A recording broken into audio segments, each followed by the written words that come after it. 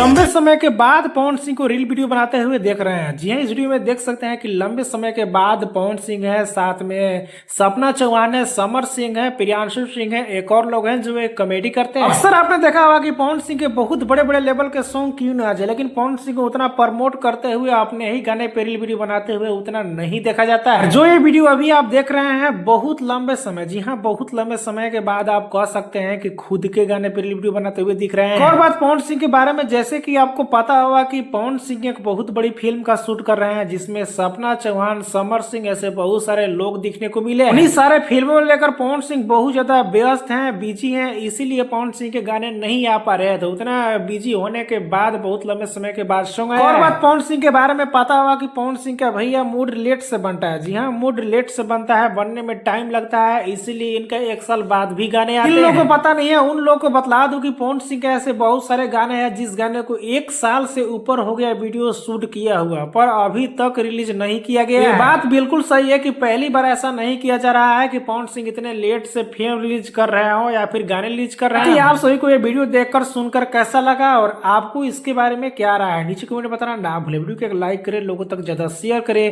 चलो अपने चैनल को सब्सक्राइब करके जुड़ जाइए। फेसबुक इंस्टा पे देख रहे हैं तो फॉलो करके तुरंत जुड़ जाइए।